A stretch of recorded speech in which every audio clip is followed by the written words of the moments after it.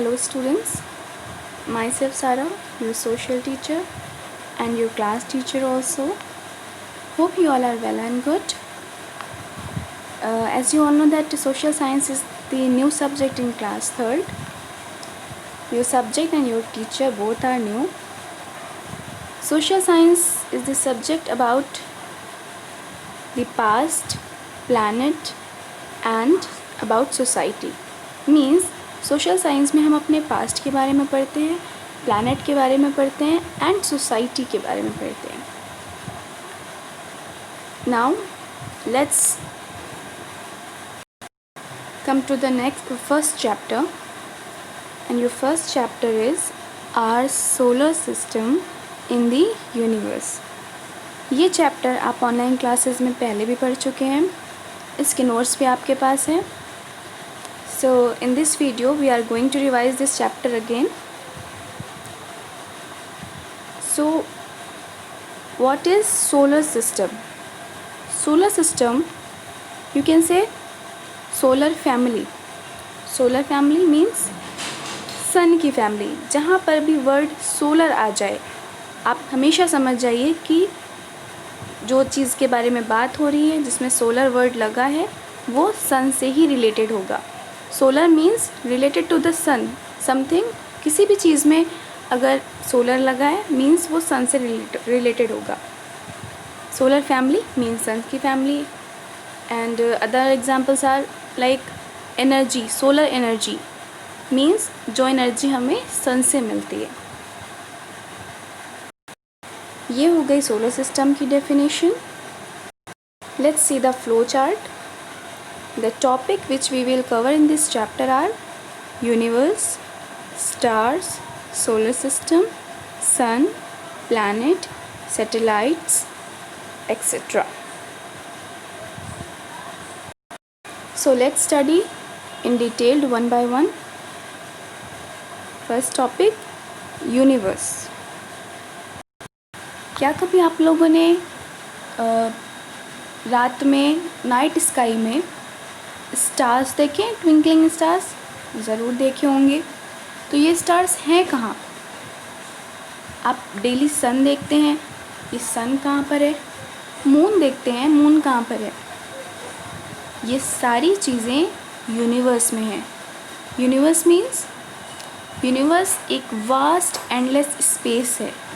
Vast means बहुत बड़ा, endless जिसका एंड नहीं है, ऐसी जगह है जहाँ पर बहुत सारी हेवनली बॉडीज़ हैं जैसे कि हमारा सन, अदर प्लैनेट्स, हमारी earth and other planets, thousands and thousands of stars and the moon and many more heavenly bodies. And now the question is how did the universe begin? और universe की शुरुआत कैसे हुई? Thousands and thousands of years ago means हज़ारों साल पहले universe एक tiny hot compact point से शुरू हुआ. Compact point means hot means गर्म, टाइनी मीन्स छोटा, कॉम्पैक्ट पॉइंट मीन्स एक ऐसा पॉइंट, एक कोई भी ऐसी चीज़ जिसको प्रेस करने से छोटी होती जाए. फिर क्या हुआ? वो टाइनी हॉट कॉम्पैक्ट पॉइंट में एक्सप्लोजन हुआ. एक्सप्लोजन जब कोई चीज़ बर्स्ट कर जाती है, जैसे बलून को बर्स्ट होते देखा है ना, उसी तरह से बहुत बड़ा एक्सप्लोजन हुआ, धमाका हुआ, जिसे बिग बैंग कहते हैं हम. एक्सप्लोजन के बाद यूनिवर्स एक्सपैंड करने लगा. एक्सपैंड मतलब स्प्रेड होने लगा और भी ज़्यादा. और जब वो स्प्रेड होने लगा था तब यूनिवर्स में बहुत सारी गैसेस थी. मतलब वो यूनिवर्स बहुत सारी गैसेस से भरा हुआ था. Gradually as the gases expanded they began to cool down as well. जब गैसेस एक्सपैंड हुई, फैलती गई, जगह बनाती गई, तो वो क्या हुई? ठंडी हो गई. और जब वो गैसेस ठंडी होने लगी तो वो ठंडी होकर कई सालों में क्या होने लगी? एक साथ कंबाइन होने लगी, एक साथ जुड़ने लगी और उन्होंने उसके बाद फिर बना हमारी galaxy, stars, planets and more celestial bodies, और you can say heavenly bodies. Heavenly bodies जो कि यूनिवर्स में जितनी भी चीज़ें हैं जो हमें दिखती हैं वो क्या हैं, हेवनली बॉडीज़ हैं, और हम उन्हें सेलेस्टियल बॉडीज़ भी कहते हैं। जब बिग बैंग हुआ तो उसमें से गैसेस के अलावा बहुत और भी चीज़ें निकली थी, जैसे कि डस्ट, टाइनी रॉक पार्टिकल्स, ये सारी चीज़ें भी यूनिवर्स में मौजूद थी आफ्टर द बिग बैंग। तो वो सारी चीज़ें क्या होने लगी, धीरे धीरे शेप लेने लगी, जिससे कि हमारे यूनिवर्स में जो आप चीज़ें आज देखते हैं हेवनली बॉडीज़, वो उन्हीं सारी dust, gases and rock particles से बनी हुई हैं, including our planets also and sun, stars, everything. जो मैटर हमारा बिग बैंग से बाहर आया था, मीन्स जो हमारा एक्सप्लोजन हुआ था, उसी से ये हमारे आज के प्लैनेट्स, स्टार्स एंड सैटेलाइट्स, ये सारी चीज़ें बनी। ये थे आपकी यूनिवर्स के क्रिएशन की बिग बैंग थ्योरी। बहुत सारे साइंटिस्ट इसी थ्योरी को फॉलो करते हैं, लेकिन एक्चुअली उस वक्त क्या हुआ था ये अभी भी मिस्ट्री है। ये थ्योरी कुछ जो एविडेंसेस मिलते हैं, कुछ उसी से ये थ्योरी साइंटिस्ट ने बनाई है।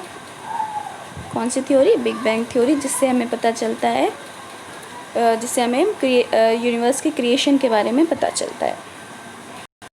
The universe also contains dust, gases and pieces of rocks. देखिए, यूनिवर्स में डस्ट, गैसेज और पीसेस ऑफ रॉक्स हैं, जैसा कि मैंने पहले बताया। It is bigger than anything we can ever imagine. ये हर उस चीज़ से बड़ा है जो हमारी इमेजिनेशन में अगर कोई चीज़ आती है बड़े से बड़ी, ये उससे भी बड़ा है। क्या? हमारा universe. Now come to the next topic, the galaxies and stars. अब गैलेक्सीज क्या होती हैं? देखिए, आपने जब नाइट स्काई में देखा होगा, स्टार्स क्या करते हैं? ट्विंकलिंग करते हैं, शाइन करते हैं। वो क्यों करते हैं? वो इसलिए करते हैं क्योंकि स्टार्स क्या है, एक हॉट गैसेस का बॉल है जो बर्न होता रहता है, मतलब अपने ही आप में वो बर्न होता है, एनर्जी क्रिएट करता है, मीन्स जलता होता है, और इसलिए वो किस तरह ग्लो करता है, एक बिग फायर की तरह। आपको वो एक छोटा सा शाइन करता हुआ स्टार, ट्विंकलिंग स्टार दिखता है, बट एक्चुअल में वो बर्न होता है, मीन्स वो इतना दूर है इसलिए आपको बस ट्विंकल करता हुआ दिखता है। बट अगर पास से जिसने देखा है, जो पिक्चर्स हमारी आती हैं, उसमें वो एक बिग फायर, एक ball which contains a big fire, उस तरह का होता है हमारा स्टार।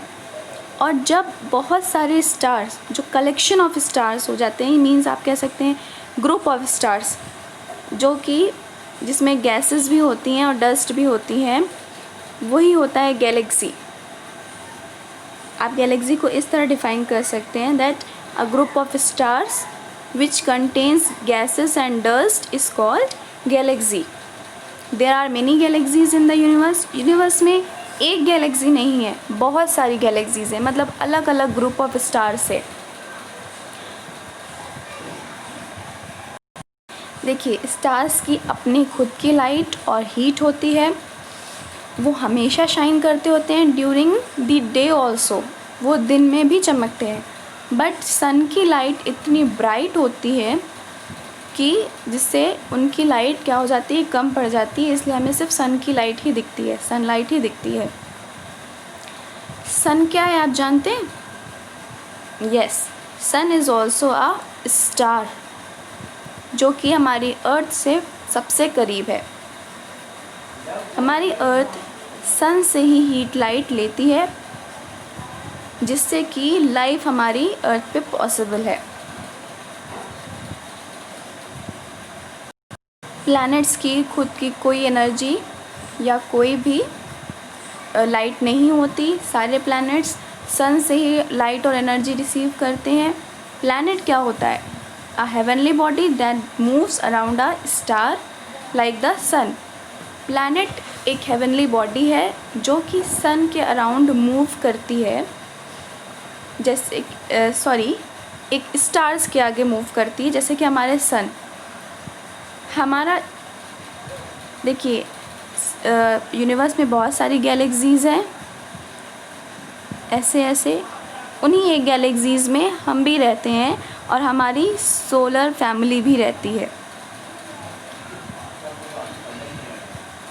हमारा सबसे क्लोज स्टार है सन, जिससे हम हीट एंड लाइट लेते हैं। Now come to the next topic, the solar system.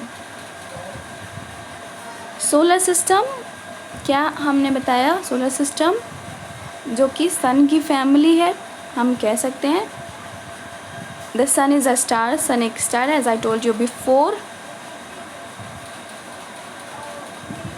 It is the centre of the solar system. जो सोलर सिस्टम है हमारा, आप देख रहे हैं ना, ये है पूरा हमारा सोलर सिस्टम।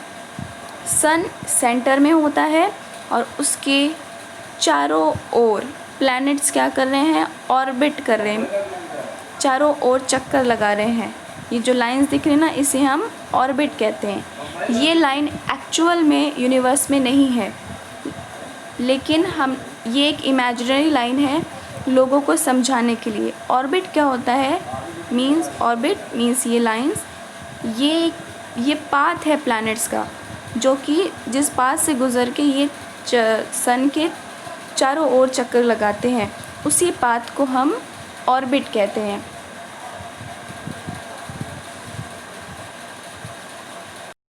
ये हैं हमारे 8 planets: Mercury, Venus, Earth, Mars, Jupiter, Saturn, Uranus, Neptune.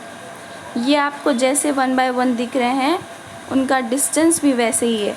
Means सबसे कम डिस्टेंस पर मरकरी है, उसके बाद वीनस है, देन अर्थ है। Earth is the 3rd planet from the sun, then Mars 4th, Jupiter 5th, Saturn 6th, Uranus 7th and Neptune 8th. Now let's know more about the planets one by one. Mercury सबसे छोटा planet है solar system में, and ये सबसे close है, जैसा कि आप देख सकते हैं सन से सबसे क्लोज प्लैनेट है, और ये इतना हॉट है कि इस पे लाइफ पॉसिबल नहीं है। Come to the next planet, Venus second planet है सोलर सिस्टम में, जैसे कि आप देख रहे हो। ये सबसे हॉटेस्ट प्लैनेट है और इसे हम इवनिंग स्टार और मॉर्निंग स्टार भी कहते हैं। क्योंकि इवनिंग और मॉर्निंग में अगर आप सनराइज़ और सनसेट के टाइम पर देखते हैं, तो ये एक छोटे से स्टार की तरह आपकी नेकेड आई से अर्थ से दिखता है। Now come to the 3rd planet, means our planet where we live, Earth is the 3rd planet from the sun, और ये सिर्फ यही एक प्लैनेट है जिस पर लाइफ है। अर्थ पर लैंड और वाटर दोनों हैं। अर्थ क्या है? सराउंडेड है एयर से, और इस एयर में बहुत सारी गैसेस हैं, और इस गैसेस में ऑक्सीजन मौजूद है। ऑक्सीजन एक ऐसी गैस है जो हमें सर्वाइव करने में हेल्प करती है। Now come to the 4th planet, Mars is the 4th planet, and ये सेकंड स्मॉलेस्ट प्लैनेट है। मीन्स मरकरी के बाद ये सबसे छोटा प्लैनेट है। Come to the 5th planet, and that is Jupiter. ये सबसे लार्जेस्ट प्लैनेट है पूरे सोलर सिस्टम में। Come to the 6th planet, Saturn के चारों ओर आपको रिंग्स दिख रही होंगी।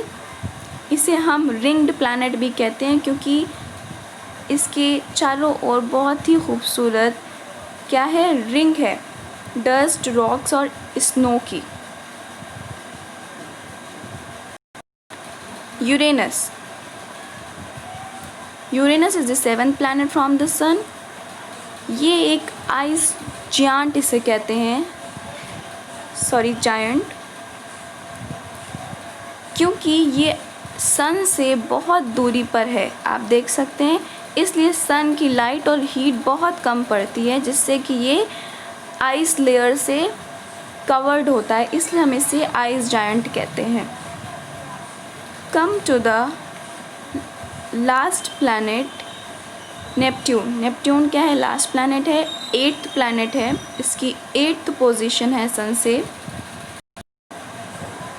और ये बहुत ही कोल्ड और विंडी होता है, बहुत ही ठंडा है, जैसे कि आप देख सकते हैं कि ये भी क्या है, सन से बहुत दूरी पर है, तो यहाँ पर भी सन की हीट एंड लाइट बहुत कम पड़ती है, इसलिए ये भी बहुत कोल्ड प्लैनेट है और विंडी प्लैनेट है। यहाँ पर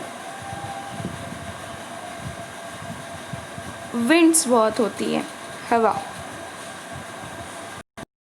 चलिए हम एक और फैक्ट जानते हैं। हमारी सोलर फैमिली में पहले एक और प्लैनेट का नाम था प्लूटो, जो कि सबसे छोटा है और वो बहुत छोटा है। पहले हम उसे भी सोलर फैमिली में काउंट करते थे, उसका भी नाम था प्लूटो, वो अभी भी है, बट अब हम उसे प्लैनेट नहीं, उसे हमने डॉर्फ प्लैनेट की कैटेगरी में डाल दिया है, क्योंकि वो अदर प्लैनेट्स के कंपैरिजन में बहुत ज़्यादा छोटा है। क्या कभी आप लोगों ने नाइट स्काई में स्टार्स देखते हुए स्टार्स को जॉइन करके शेप बनाने की कोशिश की है? मैंने तो की है, आपने भी की होगी। देखिए ये शेप देख रहे हैं आप, ये है द कॉन्स्टेलेशन ओरियन और ये है द कॉन्स्टेलेशन अर्सा मेजर। अब कॉन्स्टेलेशन क्या होता है? Constellation means a group of star that forms a recognisable shape in the sky. ऐसे स्टार्स के ग्रुप जो कोई शेप बनाते हों, कैसा शेप जिसको हम रिकॉग्नाइज कर सकते हैं, उसे हम कहते हैं कॉन्स्टेलेशन। जैसे कि ओरियन, ओरियन आपको देख के लग रहा होगा एक हंटर की तरह, ये देख रहा है, यहाँ पर कोई खड़ा हुआ है और एक क्या कर रहा है, मार रहा है अपने धनुष से। ये अर्सा मेजर एक ग्रेट बियर का शेप ले रहा है, इसी को हम कहते हैं constellation. Now your chapter is completed here. Hope you all have understood well and enjoyed the chapter. Thank you all.